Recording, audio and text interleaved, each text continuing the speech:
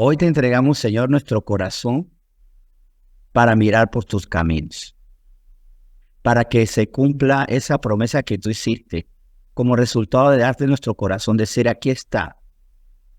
Queremos ser primero que todo beneficiarios del perdón, porque con el corazón te confesamos que en ese corazón hemos permitido que se aniden, o por lo menos que posen en un momento dado algunos pecados. Algunos lo hemos dejado, pero de todas maneras hubo una debilidad, hubo una imprecisión, una ligereza, algo, falta de sabiduría que nos permitió que algunos pecados pisaran en nuestro corazón.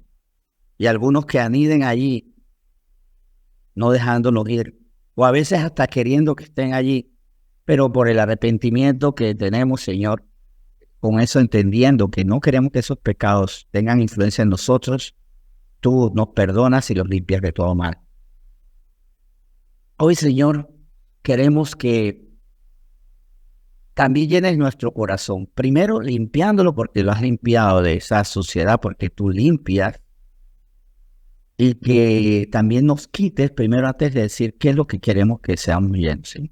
Que nos quites también por medio de la renovación de nuestro entendimiento, de ese apetito por los pecados, que cada vez sean para nosotros más reprochables, menos deleitosos, menos tentadores, y que más bien con un gusto adquirido por los santos, Señor, nosotros nos mantengamos en santidad.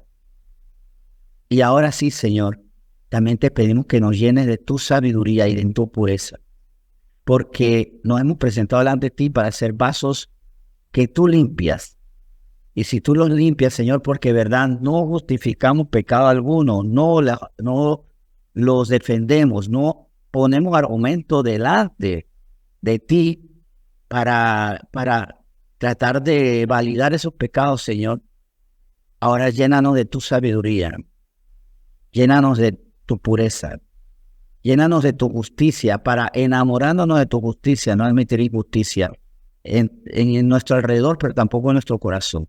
No pensamientos, no sentimientos, no acciones injustas en nosotros, Señor, para también garantizar y consolidar esa santificación que tú quieres que vivamos, para que consolide y se haga permanente la santidad que nos has ordenado a nosotros. Señor, hoy bendecimos tu palabra y sé que será muy útil para muchas cosas, pero una de ellas es para ser siervos útiles, obreros para la mies. Hoy tú nos mostrarás qué debemos hacer y qué es lo que nos impide hacer. Por eso hoy te bendecimos, dándote gracias porque esta palabra será de gran avance para nosotros. En nombre de Cristo Jesús. Amén. Muy bien. Gracias a todos por estar aquí. Y quiero compartirles este tema titulado Enemigos internos. ¿Pero enemigos de quién? ¿Y por qué? ¿Y quiénes son esos enemigos? Bueno, vamos a enfocarnos en estos enemigos, en su lucha contra la buena obra que Dios nos ha encomendado. Dios nos ha preparado para buenas obras. Así dice su palabra, que para buenas obras hemos sido predestinados. Y resulta que esas buenas obras a alguien no le convienen, que es al príncipe de la oscuridad, que utiliza a otras personas, utiliza al mundo entero para que no hagamos las buenas obras, pero también puede utilizar nuestras debilidades, los pecados que no hemos renunciado, para no hacer lo correcto. Y vamos a hablar de esos pecados que todavía residen en nosotros, de esas actitudes inadecuadas que se convierten en enemigos internos de la buena obra. Porque en la buena obra, primero que todo, tiene que haber gozo espiritual. Si hacemos lo que Dios ha planeado para nosotros, y entendiéndolo así, o sea, ha llegado el momento para que lo que desde la eternidad ha sido planeado para nosotros se ejecute. Se vivan planes eternos maravillosos de los cielos en nosotros, así pequeñitos, imperfectos como estamos, imprecisos. Y eso nos debe dar un gran gozo. O sea, llegó la hora de hacer lo que en el cielo se ha determinado. Y para que en esa obra haya gozo espiritual, debemos entender eso. Pero también debemos desechar el agobio carnal, el agotamiento carnal, el rechazo de nuestra carne, toda molestia de nuestros pensamientos. En esos pensamientos todavía humanos, todavía no sobrenaturales, todavía no de nueva naturaleza. Y también tenemos que desechar algunos o muchos gustos naturales que nos impiden que disfrutemos la obra espiritual. ¿Cómo así? Hay gustos naturales, sí. Hay personas que tienen gusto, por ejemplo, por las malas conversaciones, por la vida licenciosa o, por ejemplo, por no hacer nada. Hay gente que le encanta no hacer o hacer muy poco. O solamente trabajar para sí mismo, amarse a sí mismo. Resulta que la obra espiritual habla de amar al prójimo, proveer al prójimo. Y eso puede ir en contra de mis apetitos carnales, de mis necesidades impuras. Y por otro lado, para tener gozo, hay que tener fruto del Espíritu. Y esto debe llevarnos a dejar de ser carnales. Dice en Gálatas 5, 22, 24. Vamos a ir aterrizando con palabras. Y aquí volver a enfatizar. Hay cosas que tenemos que hacer por el prójimo. Cuidarlos, pastorearlos, restaurarlos. Y esto lo tenemos que hacer en el Espíritu. Si no, para nosotros se vuelve una carga. Hablarle a otros del Evangelio. Pero si no estamos en el Espíritu va a ser un problema. Porque el fruto del Espíritu, dice Gálatas 5, al 22 al 24. Mas el fruto del Espíritu es amor, gozo, paz, paciencia, benignidad, bondad, fe, mansedumbre, templanza. Contra tales cosas no hay ley, pero los que son de Cristo han crucificado la carne con sus pasiones y deseos. Y me quedo con eso último sin desmeritar lo primero. Los que somos de Cristo han crucificado la carne y los deseos de la carne, sus pasiones. Y recordemos que los deseos de la carne van contra el Espíritu. Es que habíamos leído esto en Gálatas 5, 22, 24, ¿verdad? Cómo el fruto del Espíritu se manifiesta en amor por el prójimo, en gozo por hacer la buena obra, por la paz que nos da el ir instaurando la justicia de Dios, la paciencia para soportar a las personas que no creen, a las autoridades que no dan oportunidades, a un mundo que no cambia. La benignidad y la bondad para siempre hacerlo con nobleza. La fe para no renunciar, para creer que sí, aunque parezca que nada va a cambiar, que las rocas no se oradan con nuestras gotitas ahí de palabra, el Señor va a hacer. La mansedumbre para seguir creyéndole al Señor, para ser mansos delante de los hombres, incluso de los enemigos, y la templanza para no ser dominados por nuestra pereza, por nuestra ira, por nuestra decepción, porque la gente no apriete, por todas esas cosas. Pero mientras tanto están los deseos de la carne, que eso sí van contra la buena obra del Señor.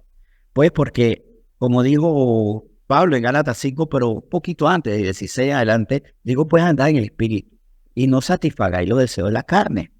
Porque el deseo de la carne es contra el Espíritu y el del Espíritu es contra la carne, y estos se oponen entre sí, lo que estamos hablando, ¿verdad? ¿Para qué? Para que no hagáis lo que quisierais. Pero si sois guiados por el Espíritu, no estáis bajo la ley. Y manifiesta, y vamos a ver cuáles son las obras de la carne, que van en contra de hacer la buena obra. Bueno, adulterio, fornicación, inmundicia, lascivia, idolatría, hechicerías, enemistades, pleitos, celos, viras, contiendas, disensiones, herejías, envidias, homicidios, borracheras, orgías y cosas semejantes. Y hay algunas que van a ir en contra directamente de la buena obra, depende de cada quien. Alguien va a decir, bueno, de repente, ¿en qué sentido me puede afectar las enemistades? En muchos sentidos. Trate de ayudar y darle la buena nueva a aquella persona por la que no siente simpatía, por la que no tiene amor, por la que no ha sido transformado por el amor. De hecho, vamos a ver un caso muy grande de una persona que, siendo un gran profeta, tuvo problemas porque tenía enemistad con el pueblo al que fue enviado. Pero si hay herejías también, como esas herejías a veces me llevan a mentir acerca de la verdad y no hago la buena obra. Pero puede haber envidia. Señor, yo hago esta buena obra, pero yo voy a decirte, ¿sabes por qué? Porque en la otra iglesia hacen las mismas obras y producen más. Ah, no, yo no estoy para esto. Tú no me respaldas. Y demás cosas que podemos decir que son completamente desafortunadas. O sea, cuando no somos personas que han sido transformadas, que no han muerto a su vieja naturaleza y todavía los deseos de la carne gobiernan, levantan la mano, dicen y determinan sobre nuestras decisiones, sobre lo que debemos hacer, sobre la voluntad de Dios, entonces o no vamos a hacer la obra o la vamos a hacer mal. Aquí yo podría agregar, por ejemplo, un detalle. A veces, ¿por qué no hacemos la buena obra? Sí, ya había mencionado la falta de fe. Yo no creo que esta gente pueda cambiar. yo no creo que esto va a resultar. Meterme en este barrio de violencia, buscándome un tiro. Es más, por el miedo.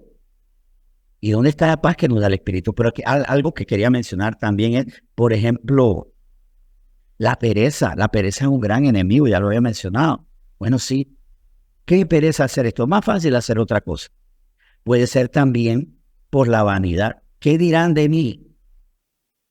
¿Qué dirán de mí si me ven aquí orando con otras personas? Y te dirán que eres cristiano. Pero bueno, esto es interesante. En una ocasión, de hecho, una persona me dijo, haciendo esta labor de visitar las casas para ayudarle, para ver qué podía hacer con la palabra de Dios. La persona me dijo, yo también soy cristiana, pero no soy fanática. O sea, el fanático era yo porque quería ayudar a los demás. Pero mire cómo estos prejuicios afectan. A ella le tenía afectado a esa señora, por eso ella no ayudaba a los demás. Pero, por otro lado, eso me podía afectar a mí. Y si yo era inseguro y tenía complejo, yo no iba a ir a otro lugar porque no soy fanático. Porque le doy más importancia a lo que dicen personas que no saben, que no tienen el entendimiento espiritual, y no lo que dice Dios, porque ella me dijo fanática. Pero ¿qué dice el Señor? Cuán preciosos son los pies de aquellos que anuncian la buena nueva, el evangelio. Entonces, ¿quién le creo? Y eso también tiene que ver con la fe en el que me habla a mí. Y por eso pongo por encima de todo lo que Él me habla a mí. Dice Romanos 8, y quiero apelar a esta palabra, algo muy interesante. Romanos 8, del 12 al 14, hago la lectura. Así que, hermanos, deudores somos, no a la carne, para que vivamos conforme a la carne. Porque si vivís conforme a la carne, moriréis. Así por el Espíritu hacéis morir las obras de la carne y viviréis. Porque todos los que son guiados por el Espíritu de Dios, estos son hijos de Dios. O sea, nosotros hacemos la cosa conforme a la carne, conforme al Espíritu. Y hacer la obra del Señor la podemos hacer conforme a la carne, lo que nos va a llevar al agotamiento, al renunciar, al amargarnos, o lo hacemos al Espíritu. Y vivir en el Espíritu no es vivir por resultados. Hablo y nadie hace caso, pero es que estoy en el Espíritu, estoy feliz porque estoy cumpliendo con mi rol. Estoy cumpliendo con el rol. El problema de la tierra, que si es piedra, que si está junto al camino, que si es dura, ya ese es otro problema. Pero yo sigo echando la semilla con gozo porque, y aquí vamos a verlo más adelante. De hecho, le recomiendo que busquemos ya Colosenses 3 del 23 al 24. Dice Colosenses 3 del 23 al 24. Y todo lo que hagáis, hacedlo de corazón como para el Señor y no para los hombres, sabiendo que el Señor recibiréis la recompensa de la herencia, porque al Cristo el Señor servís. Y ahí está el detalle. ¿A qué yo le sirvo cuando hago una pastoral? Cuando evangelizo, cuando restauro, cuando preparo un tema, cuando oro por los demás, cuando les visito, cuando estoy pendiente que estén bien alimentados. Aquí estoy respondiendo al Señor. Pero a veces respondo al que dirán de los demás. O a veces respondo a ¿saben a quién? De esos hombres aquí, a mí mismo. Yo podría alimentar a la otra persona, pero comienzo a hacer, y esto puede pasar en cualquiera, comienzo a hacer matemáticas y la persona no sabe y está diciendo, ay, menos para mí. Y se me fue tanto en el taxi para visitarlo, para ver cómo estaba. Y ese arroz, yo no tengo arroz, y se lo di a esta persona. Y ahí comienzo a restar. Y por eso no hago las cosas para el Señor, sino para los hombres. Y tal vez no lo hago para los demás, pero lo hago para mí mismo. Si me conviene, lo hago. Si no me conviene, debo hacerlo. Eso no es trabajar para el Señor. Tengo que hacer las cosas, resulten o no, porque son para el Señor, porque el Señor le gusta, se alegra de que yo esté trabajando para Él. Y ¿saben qué? Y aquí quiero un punto medular. Servir al Señor le agrada a Él. Que lo hagamos en el Espíritu le agrada perfectamente. De hecho, cuando lo hacemos en la carne, no crea que al Señor le agrada. Lo hago porque toca, porque esta gente ya inventó, por ejemplo, ¿no? Ya me pusieron a pastorear a tal persona, ya me pusieron a evangelizar en tal lugar. Ya me pusieron a hablar en una escuelita, en una junta comunal, palabra. Todas estas cosas el Señor las hace. Pero vemos a los hombres. Pero aquí también quería ver un punto importante. Hacer la obra del Señor no solo es agradable para Él, puede ser determinante, puede sacar a una persona de la muerte a la vida, porque creyó, y eso hicieron con nosotros cuando nos hablaron del Señor. Nos trasladaron de muerte a vida. Pero también, y si esto no nos convence, también es excelente para nosotros, porque es una forma en que el Señor va mostrando nuestras debilidades. Hacer la obra para el Señor, la obra del Señor y para el Señor, y en beneficio de la gente, es excelente para saber cuáles son nuestras faltas, nuestras falencias, nuestras debilidades, nuestros pecados. Y esto fue lo que le pasó a Jonás. Cuando vemos que Jonás fue a Nínive, hizo la obra, pero al final explotó y manifestó un problema que él tenía que haber resuelto antes. El Señor sabía cuál era el problema, y el Señor para él tenía la opción de: acércate a mí, yo te mostraré, te sanaré. Pero Jonás hizo la obra, y cuidado, que es lo que puede estar pasando con nosotros sin confrontarnos con una verdad. Y esta es la verdad. Dice así, miren, interesantísimo. Jonás capítulo 4, versículos 1 al 3. Pero Jonás se apesadumbró en extremo y se enojó. Y oró a Jehová y dijo: ahora, oh Jehová, ¿no es esto lo que yo decía estando aún en mi tierra? Por eso me apresuré a huir a Tarsis, porque sabía yo que tú eres Dios clemente y piadoso, tardo en enojarte y de grande misericordia, y que te arrepientes del mal. Ahora pues, oh Jehová, te ruego que me quites la vida, porque mejor me es la muerte que la vida. O sea, él estaba enojado, pero miren esto, el no abrir los labios delante del Señor. El Señor sabía que él estaba enojado. Y también sabía que él se estaba equivocando, que Jonás se estaba equivocando, porque cuando dice: ¿no es esto lo que yo decía estando aún en mi tierra? O sea, pero ¿a quién se lo decía? A sí mismo. Dios va a perdonarlos. Dios va a ser bueno con esos ninivitas que son terribles, que los detesto, los aborrezco. Y Dios me manda allá, y donde yo haga, el Señor lo va a salvar, y yo quiero que se condenen. Pero lo hablaba consigo mismo. Él lo que tenía que hacer era decir: Señor, yo tengo un problema con estos ninivitas. El Señor seguramente lo ha hecho, yo no me equivoco, vas a ir. Pero es que lo odio. El problema no es lo que yo voy a hacer, sino lo que tú sientes, hijo mío. El problema no es lo que Dios quiere hacer donde nos envía. El problema es lo que yo tengo en el corazón. Y aquí quiero hacer clic con una situación muy interesante que pasó en mi vida, que no tenía que ver tanto con odio, sino con pánicos, con miedos. Dos cosas que yo les tenía mucho miedo. Uno bastante miedo y el otro muchísimo miedo. Y uno tristeza, pero el otro solamente pánico. Y también tristeza. Era los hospitales y el SIDA. ¿Y esto qué tiene que ver? Yo los hospitales los veía con temor, porque para mí, yo me crié en un ambiente donde cada vez que un familiar iba al hospital, moría. Incluyendo mi madre, fue al hospital con un problema menor, y por un problema nosocomial, con una infección nosocomial, muere. Pero yo tuve parientes que murieron dando gritos de cáncer, por el cáncer, muertes espantosas, y siempre iba al hospital y morían.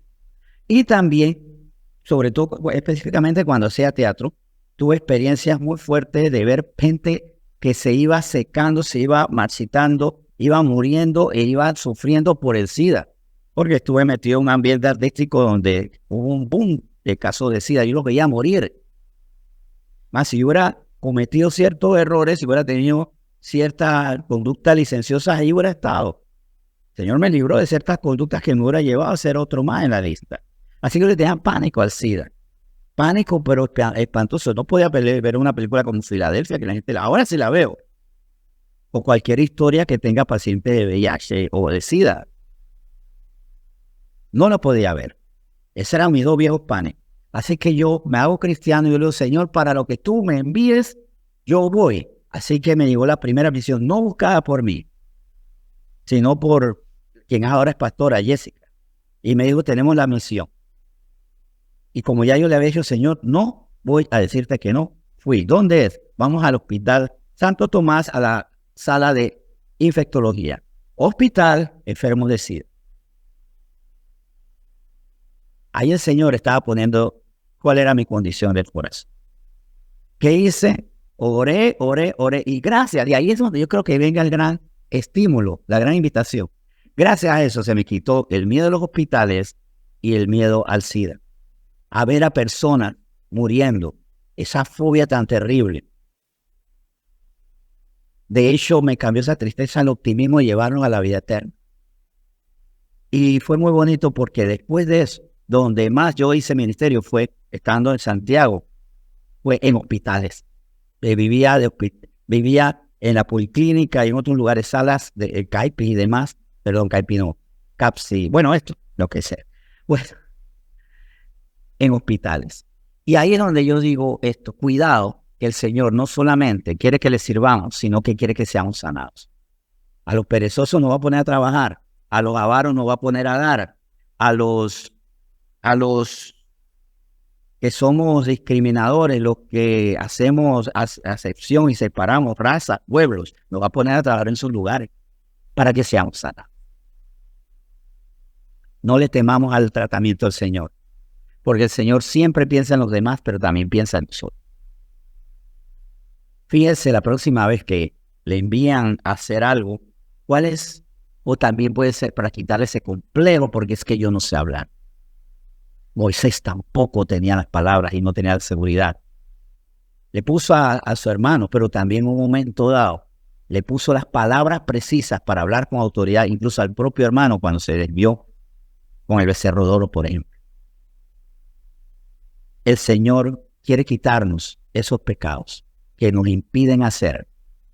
Lo que tenemos es que disponernos y ver la bendición de ser instrumentos de Él y de eliminar para siempre esos enemigos internos. Le invito a que oremos. Dios nos deja para reflexionar. Bueno, vamos a orar. Señor, muchas gracias porque tú tienes planes para con nosotros. Tienes planes desde la eternidad y eso nos tiene que llenar de gozo.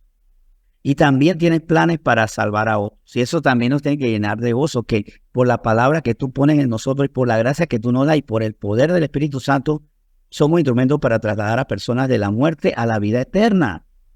Esas personas que no se van a condenar porque tú nos usaste para eso. Tú eres el que salva, pero nosotros fuimos tus instrumentos. Pero también, gracias Señor, porque por medio de servirle a los demás, vemos cuáles son nuestros temores, nuestras molestias, nuestros rencores, porque yo no quiero sanar a esa gente, yo no quiero salvar a esas personas de Nínive, como yo no quiero salvar a esas personas de algún sector de San Miguelito, de Curundú, o esa gente de clase alta que se cree más que los demás. O también porque tú nos quieres quitar la inseguridad y los miedos. Y nos sentimos niños, como Jeremías en muchas áreas.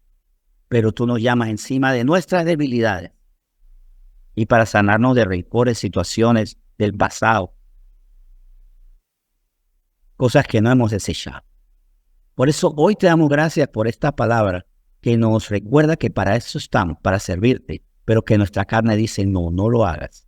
Piensa en tu descanso, en tu bienestar, en tu imagen, en que tienes rencores, en que tienes miedos. Y todo eso tenemos que vencerlo para ser libres, porque la verdad que tú nos mostrarás en todas esas áreas nos hará libres y disfrutaremos esa libertad. Gracias, Señor, por esta palabra en nombre de Cristo Jesús. Amén.